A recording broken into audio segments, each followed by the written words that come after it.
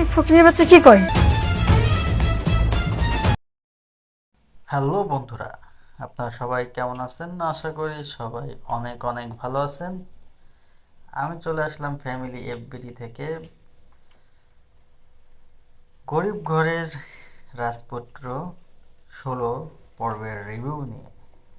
মেঘলার অফিসে মিরাজ 16তম পর্বে বড় চমক, অথবা কোটিপতি মেঘলার আসল রূপ কি 16 পর্বে ফাঁস হবে? বিশ্লেষণ।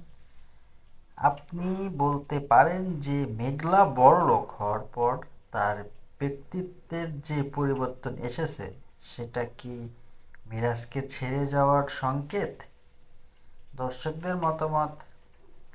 আপনার ভিডিওর শেষ দর্শকদের জিজ্ঞেস করুন, আপনার কি মনে হয় মেঘলা কি আসলেই বদলে গেছে, নাকি এটা মিরাজকে চমকে দেওয়ার কোনো নাটক? উল্লেখ যে প্র্যাঙ্কিং এন্টারটেইনমেন্ট সাধারণত প্রতি পর্বে ছোট ছোট ক্লু রেখে গল্প আগায়। এই 16তম পর্বটি হবে মিরাজ ও মেঘলার এই অসম লড়াইয়ের একটি বড় টার্নিং পয়েন্ট। পরবর্তী আপডেট বা নির্দিষ্ট কোনো দৃশ্য সম্পর্কে আপনার কি কিছু জানার আছে?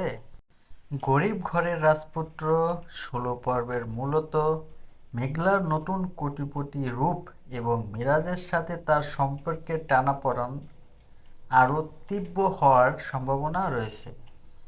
ইউটিউব রিভিউর জন্য অনেকে এটা ব্যবহার করছে। 16তম পর্বে যা হতে পারে।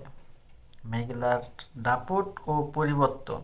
মেঘলার যেহেতু এখন বড়লোক বা কোনো বড়লোক কোম্পানির উচ্চ পদস্থানে কর্মকর্তা হিসেবে নিজেকে প্রকাশ করেছেন।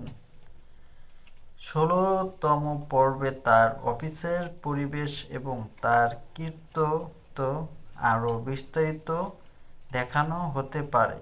মেঘলার আচরণে যে গাম্ভীর্য বা ভাব এসেছে তা মিরাজের জন্য হজম করা কঠিন হয়ে যাবে। মিরাজের সংগ্রাম। মিরাজ সম্ভবত মেঘলার এই বদলে যাওয়া মেনে নিতে পারবে না।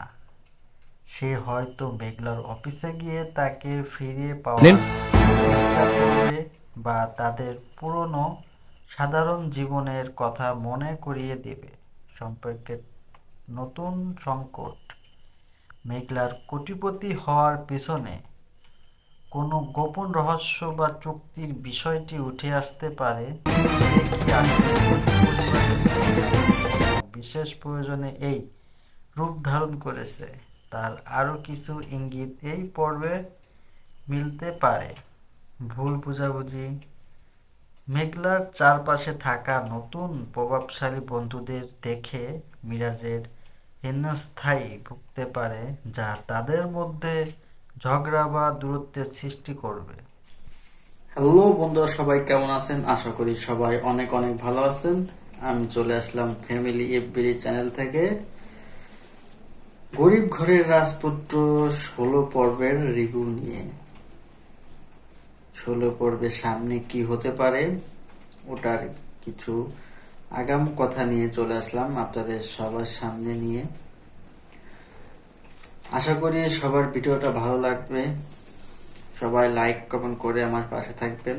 চেষ্টা করব আগামী সামনের পর্বগুলোর রিভিউ আগেই সামনে নিয়ে আসতে, যে সামনে কি হতে পারে। ওকে বন্ধুরা, সবাই ভালো থাকবেন। Bye bye. আর আমার চ্যানেলের পাশে থাকবেন, চ্যানেলটি সাবস্ক্রাইব করে দেবেন।